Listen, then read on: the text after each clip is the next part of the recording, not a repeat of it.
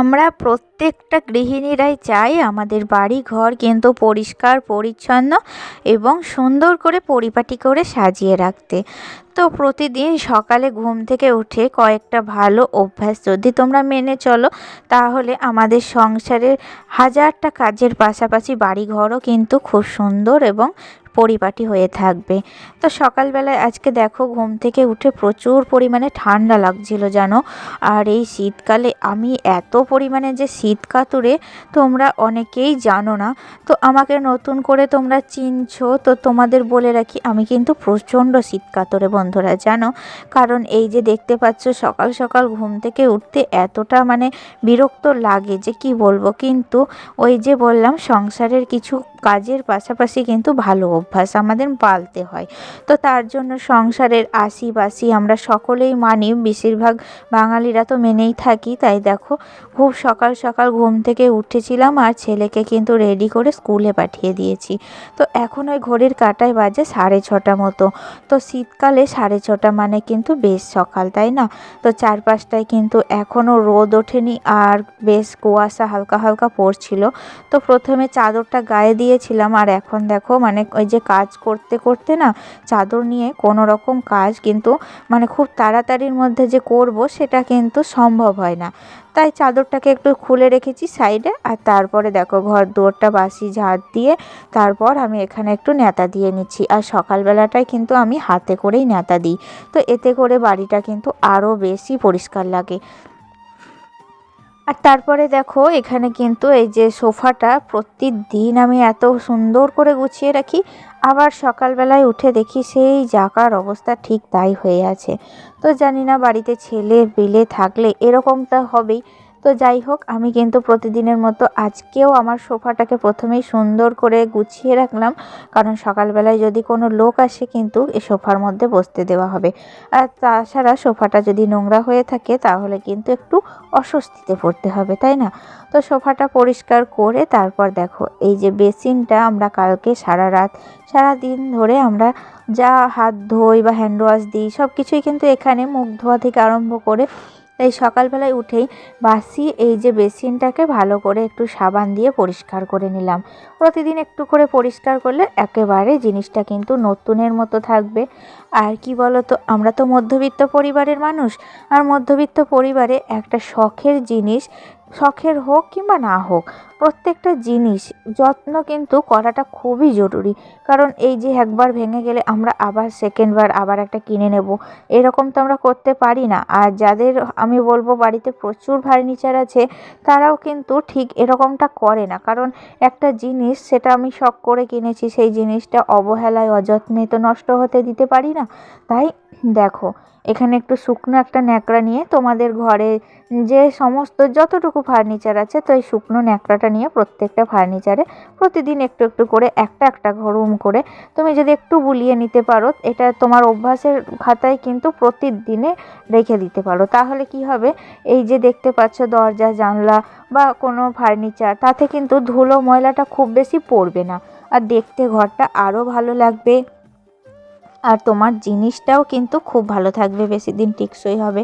তাই বলবো প্রতিদিন একটু করে মোছামুছি বা ঝাড়পোছ করে নেওয়াটা একটা অভ্যাসের মধ্যে রেখে দিও। তো যাই হোক, এদিকে দেখো আমি কিন্তু বাসি বিছানাটা ঝেড়ে নিয়েছি। আর সকালবেলায় উঠে বাসি বিছানাটা তো আমি আগেই বলেছি কাচার হলে কেচে দেবে বা ঝাড়ার হলে ঝেড়ে দেবে।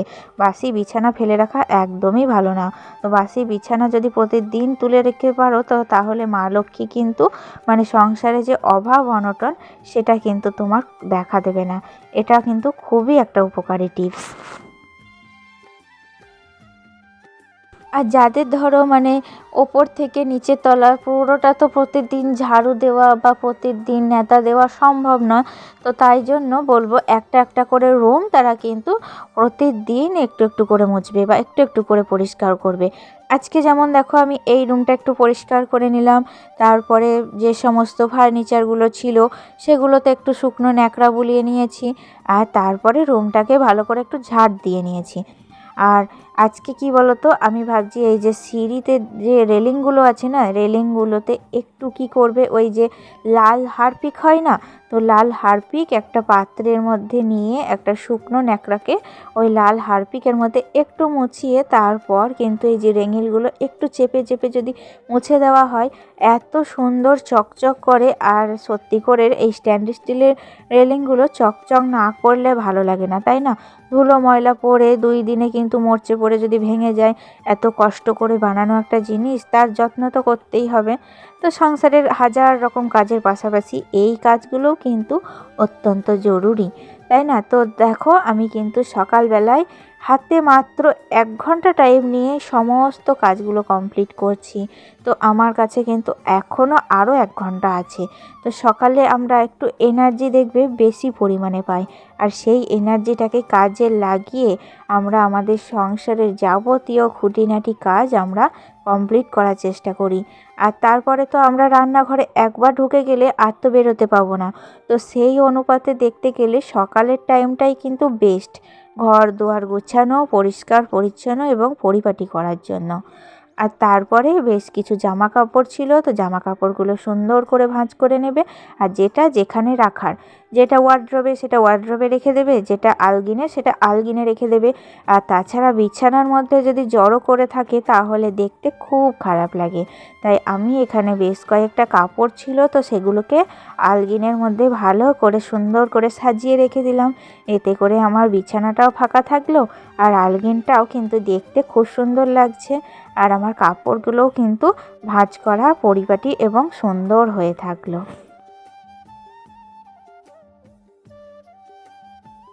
আর তারপরে সংসারের টুকিটাকি কাজ শেষ করার পর এখন আমি ফাইনালি চলে এসেছি রান্নাঘরে।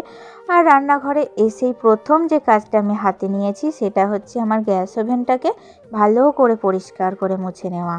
তো আমরা তো মানে রাত্রিবেলায় গ্যাস ওভেনটা মুছি, কিন্তু সকালবেলায় উঠে আরও একবার মুছে নিই।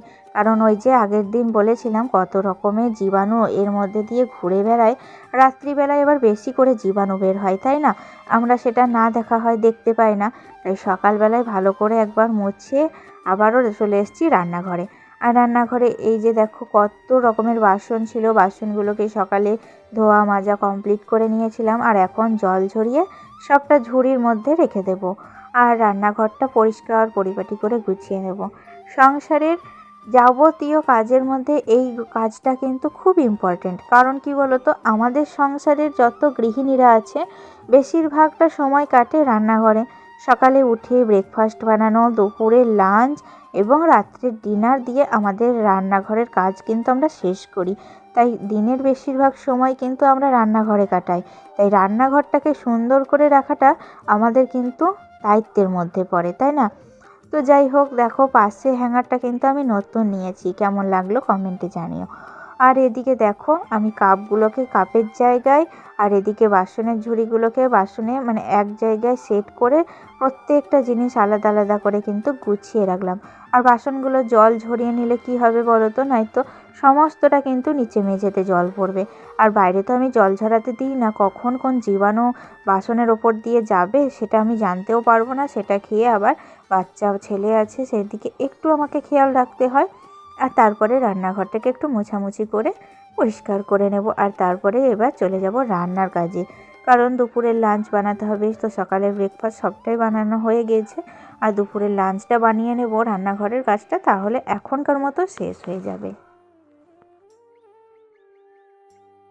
আমাকে আগের দিনের ভিডিওতে আয়েশা কিচেন থেকে কমেন্ট করেছে এক দিদিভাই, বলল লাইক দিয়ে ভিডিওটি দেখা শুরু করলাম। অসংখ্য ধন্যবাদ দিদিভাই, তুমি যে আমার ভিডিওটি সময় করে দেখেছো তার জন্য তোমাকে অসংখ্য ধন্যবাদ। এইভাবেই তুমি আমার পাশে থেকো। আর তাছাড়া আমাকে মৌসুমি ব্লগ জোন থেকে আমাকে কমেন্ট করেছে যে দিদিভাই আমাকে প্রথম দিন থেকে সাপোর্ট করে যায় এবং আমাকে প্রথম দিন থেকে কিন্তু আমার প্রত্যেকটা ব্লগ দেখে আর প্রত্যেকটা ব্লগে লাইক কমেন্ট করে। তো দিদিভাইকেও অসংখ্য ধন্যবাদ, তুমিও এইভাবে আমার পাশে থেকো, আমি যাতে আরও এগিয়ে যেতে পারি। তোমাদের সাপোর্ট কিন্তু আমার খুব জরুরি। আর আমার ছোট্ট পরিবারকে এতটা পরিমাণে ভালোবাসা দেওয়ার জন্য তোমাকে আরও একবার জানাই অসংখ্য ধন্যবাদ। আর তাছাড়া আমাকে কমেন্ট করেছে আরও এক দিদিভাই, তো তার নাম হচ্ছে নার্গিস খাতুন। তো অসংখ্য ধন্যবাদ দিদিভাই, তোমরা সবাইকে মানে এত পরিমাণে আমাকে প্রথম দিন থেকে ভালোবাসা দিচ্ছ, আমি কিন্তু সত্যি খুব ভালো লাগছে তোমাদের কমেন্টগুলো পেয়ে। তো যাই হোক, তোমরা এইভাবেই কিন্তু শুরু থেকে শেষ অবধি আমার পাশে থেকো, আমাকে কখনো ছেড়ে যেও না। তো দেখো, কথা বলতে বলতে এদিকে কিন্তু বাবুকে কমপ্লেনটা করে দিয়েছিলাম, আর এখন একটু সুজি বানিয়ে নিচ্ছি। আর এই ফুটেজগুলো হচ্ছে আমার সন্ধেবেলার, আসলে দুপুরবেলা থেকে কি বলো তো, ওই ভিডিও এডিটিংয়ের কাজে একটু ব্যস্ত হয়ে পড়েছিলাম, তাই আর কোনো রকম ভিডিও তোমাদের সাথে শেয়ার করতে পারিনি। তো চলো, একেবারে সন্ধেবেলার ভিডিও দিয়েই কিন্তু আজকের ব্লগটা শেষ করছি। তো আবারও দেখা হবে নেক্সট ব্লগে। তোমরা এইভাবেই আমার পাশে থেকো। ভিডিওটি কেমন লাগলো অবশ্যই লাইক করে বা কমেন্ট করে আমাকে জানিও। আবারও দেখা হচ্ছে নেক্সট ব্লগে। টাটা।